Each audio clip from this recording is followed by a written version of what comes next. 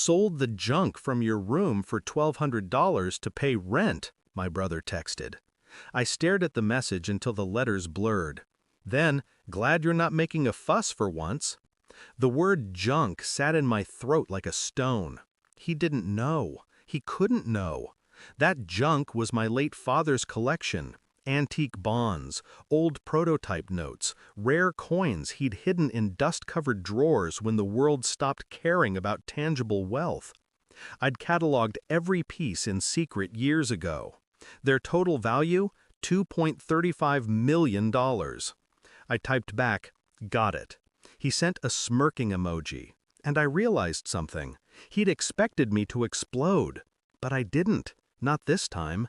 Because his message wasn't just careless, it was a confession. And I knew right then he hadn't just sold the junk, he'd known exactly what he was doing. We grew up in a house of silence, no slamming doors, no shouting matches. My father taught us that real power was quiet.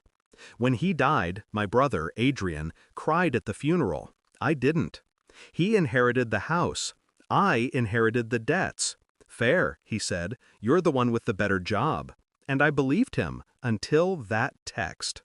For days I played the part, the calm older brother, the one who never argued. He visited often, smug in that familiar way, his grin sharp, his eyes assessing. But beneath that surface, I felt something awaken, not rage, something colder.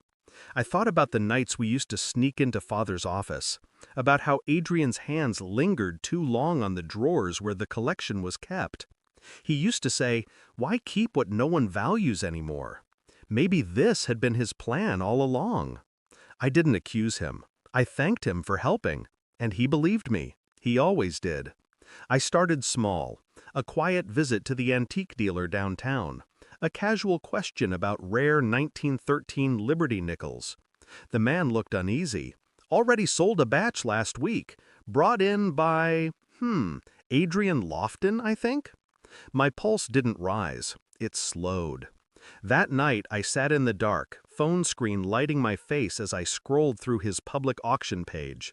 Every piece, every coin, every signature, all of it traced back to him.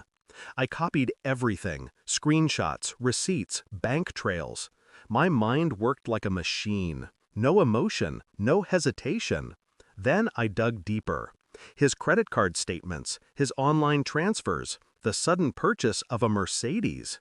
Sold the junk to pay rent? Rent? He'd moved into a penthouse.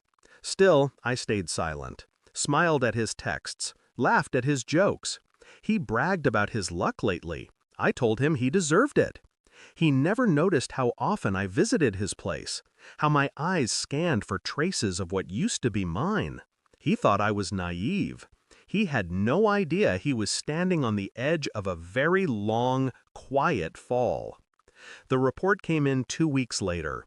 Every transaction, every appraisal, every proof of ownership tied back to my name.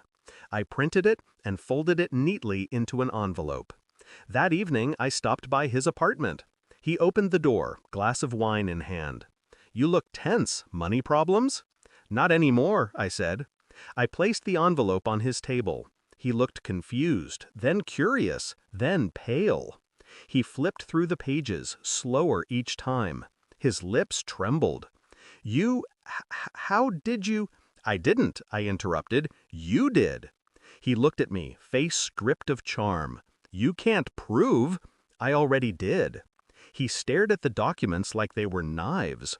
And maybe they were, because in those pages, his little empire began to crumble. Fraud, stolen property, falsified signatures.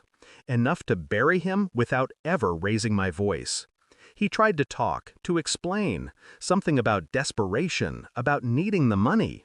I listened, motionless. His words meant nothing. They were just air, collapsing in the space between us. Finally, I handed him a choice. Return what's left. Transfer every cent. Or I file this tomorrow. His jaw clenched. "You'd destroy your own brother?" I met his eyes. "You already did." The silence stretched. long enough for him to understand there was no forgiveness here, only balance. The next morning, the funds arrived, every cent. And later that week, his name appeared in the paper. Fraud investigation, business assets frozen. I didn't leak it. I just didn't stop it. He hasn't spoken to me since. Sometimes I imagine him sitting in that empty apartment, surrounded by everything he bought with what he stole. But all I feel is nothing. Not anger, not triumph, just a quiet certainty that justice doesn't need noise. I moved Father's collection into a small locked case, unpolished, untouched. It sits in my study now, next to the old family photo. I look at it sometimes, not because I want to remember, but because it reminds me what silence can do. He called it junk, but it wasn't the collection that made me rich. It was the lesson he never learned, that the quiet one always finishes the story. Thanks for watching. Don't forget to like, share, and comment. Subscribe now to Cheating Stories Insight World for more amazing stories.